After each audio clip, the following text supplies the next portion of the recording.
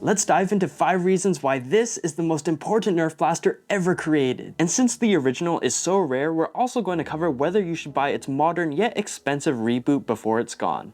Reason 1. This was the first Nerf dart blaster ever created. Get this, before 1992, the Nerf dart blaster as we know it literally did not exist yet. From ninja sets to bath toys to whatever the heck this is, it felt like Nerf touched on everything except Nerf dart blasting technology. There were other type of Nerf projectiles like the blast ball or the arrows, but everything changed in 1992. One of Nerf's most revolutionary years as a toy brand had just begun. In a span of 12 months, multiple Nerf blasters took center stage on store shelves, with the Sharpshooter being one of the lead performers. You might be wondering, why the goofy design? Was it just a random 90s thing, or was this intentional? Well, you see, there was a serious problem brewing in the United States. Toy firearms that were extremely realistic were all the rage in the 1960s, but as time passed by, I guess people realized, oh hey, that's a stupid idea. Culture was shifting, and in 1992, new tough regulations were implemented on toy firearms. The federal government required these toys to have orange tips or be entirely white, bright red, orange, yellow, green, blue, pink, or purple. So toy brands like Nerf, they had to adapt. Their blasters had to get cartoonified, thus giving birth to all those wacky shapes and colors that we saw in the 90s. But that aesthetic is still appreciated even today, despite modern blasters being more realistic and sleek looking. Reason 2. The first Nerf foam dart. Naturally, the first Nerf dart blaster came with the first Nerf foam dart. The Sharpshooter dart has a very distinct suction cup head with 3 fins at the bottom. Finding these darts in usable condition? Practically impossible today, but luckily a fan of the channel, Vintage Nerf, hooked me up with a few of these.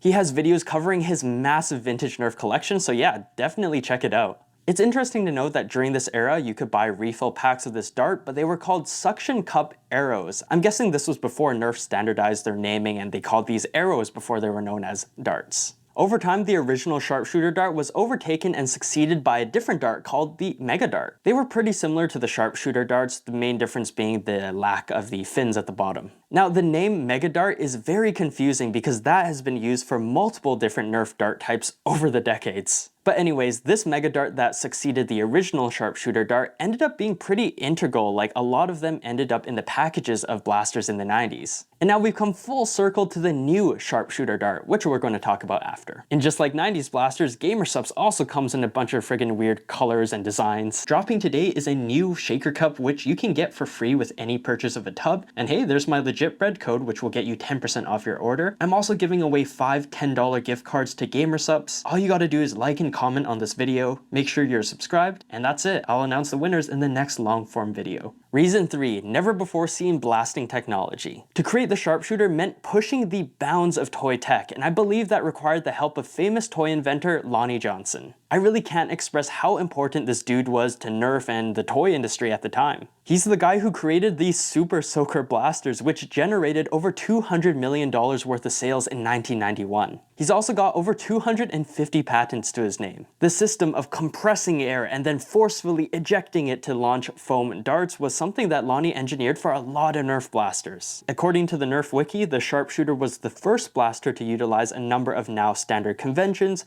such as a direct prime action priming slide with a ring pull, a proper plunger system, and a firing trigger. This blasting technology led to something that every Nerfer wanted, the Sharpshooter's excellent distance and accuracy. In today's day and age, it's really easy to buy blasters off the shelf that are powerful enough to fling darts across half of a football field, but we weren't always this lucky. I mean, in the 90s, you were just lucky to have a blaster that could plink some cans just across the kitchen. And the Sharpshooter? It did exactly that. A lot of people remember it for being consistent in its distance and accuracy. It operated pretty well in the ranges of 20 feet. Its accuracy was also really easy to see because once you fired these darts, they stuck to all types of surfaces, basically telling you how good the blaster and your aim were. Even Nerf glorified the dart sticking satisfaction in a 1994 commercial.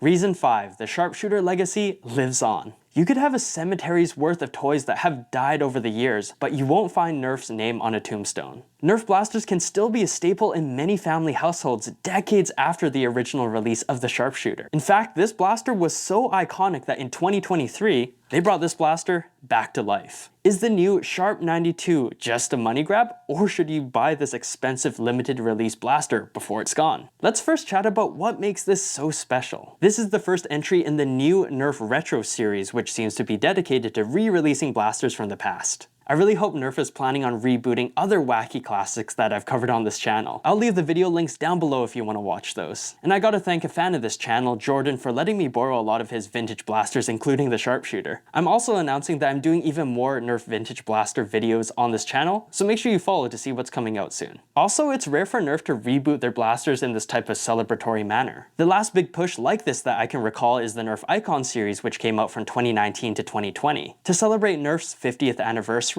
all of these blasters were reboots of previous popular blasters. And just like the Nerf Icon series, I believe that Nerf Retro series blasters aren't going to stay on shelves forever. Special releases like this usually last at most a couple of years before they're pulled. There are 5 improvements Nerf has introduced with the Sharp 92. Number 1, they've given the packaging a fresh paint over while keeping the 90s aesthetic. You can take out the blaster, play with it, and still easily put it back in the box. It makes for a really cool display piece. Number 2, the blaster has been redesigned with more vibrant colors and a sturdier build. The Nerf logo is etched into the plastic rather than just being a sticker. Number 3, the performance has been boosted to match the average velocity of modern Nerf blasters. With my testing, I got an average velocity of 76 feet per second. So that makes the Sharp 92 more powerful than the original. Number 4, Nerf has created a new suction tip dart for the Sharp 92. I forgot how satisfying it is to see and hear suction tip darts sticking to a wall. And number 5, you get a radical holographic sticker sheet. So to wrap this up, at the Sharp 92's $30 price point, of course there are a lot of better performing blasters you can get. Its playability is also limited because you can't just use regular full-length Nerf darts with this blaster. However, as a Nerf collectible, the price isn't that bad. Funny enough, I did the math and this revamped Sharp 92 is actually cheaper relative to the price point of the Sharpshooter back then when you adjust for inflation. Let's be honest though, if you have no nostalgic attachment to the Sharpshooter and you don't care about collecting Nerf items, then this really is just an expensive, single-fire, boring blaster that shouldn't tempt your wallet.